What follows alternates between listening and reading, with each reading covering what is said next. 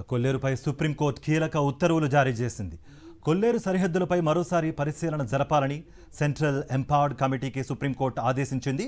కొల్లేరులో private భూములను notify చేయడంపై సుప్రీంకోర్టును ఆశ్రయించింది మత్స్యకారుల సంఘం.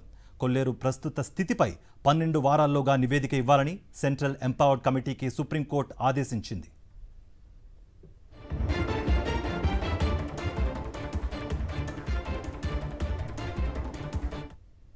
కొల్లేరుపై సుప్రీంకోర్టు కీలక ఉత్తర్వులు జారీ చేసింది.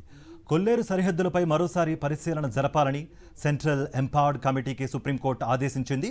కొల్లేరులో ప్రైవేట్ భూములను నోటిఫై చేయడంపై సుప్రీంకోర్టును ఆశ్రయించింది మత్స్యకారుల సంఘం. కొల్లేరు ప్రస్తుత స్థితిపై 12 వారాల్లోగా నివేదిక ఇవ్వాలని సెంట్రల్ ఎంపవర్డ్ కమిటీకి సుప్రీంకోర్టు ఆదేశించింది.